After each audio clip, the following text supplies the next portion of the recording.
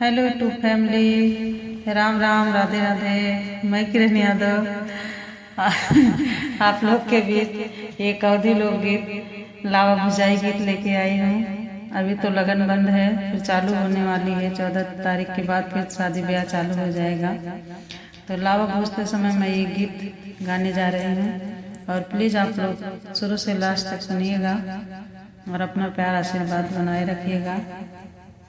और पसंद आएगा तो कमेंट बॉक्स में ज़रूर आप लोग कमेंट करके बताइएगा।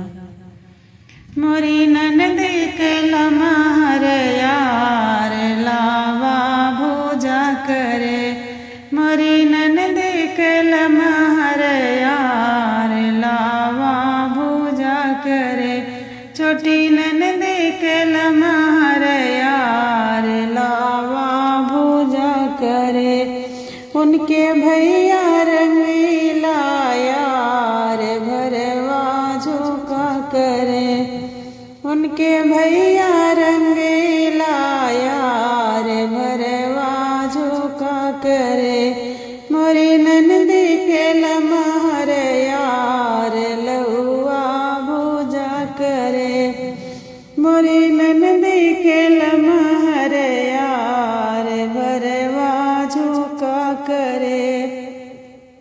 जो हमरा लावा ना फुटिए ननदिया, जो हमरा लावा ना फुटिए ननदिया, तुहे दे देबे बुझवा यार भरवा झोंका करे, तुहे दे देबे बुझवा यार लउआ भोजा करे, मोरे ननद के लमहर यार लावा भोजा करे, मोरे ननद के लमहर यार लावा भोजा करे।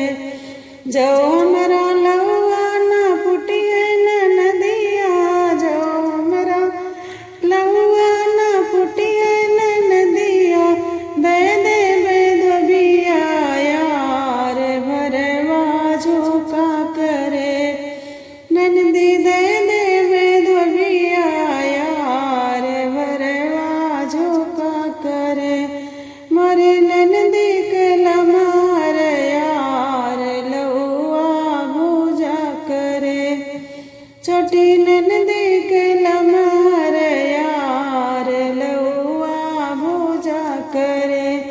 जो हमरा लउआ ना फुटिए ननदिया, जो हमरा लउआ ना फुटिए ननदिया, दे देबे लोहरा यार भरवा झोंका करे, ननदी दे देबे लोहरा यार भरवा झोंका करे, मोरे ननदी के लमहर यार लउआ भोजा करे, छोटी ननदी के लमहर यार लउआ भोजा करे।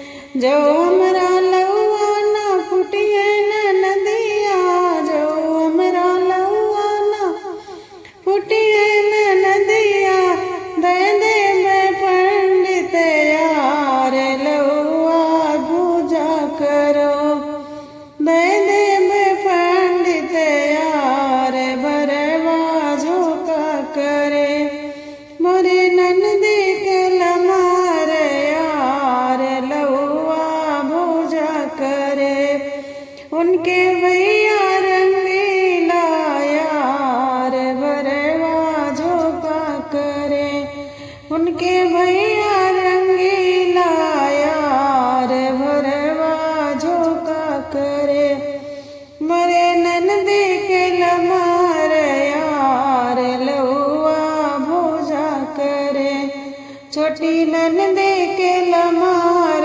यार लउआ भोजा करे। जो हमरा लउआ ना फुटिए ननदिया, जो हमरा लउआ ना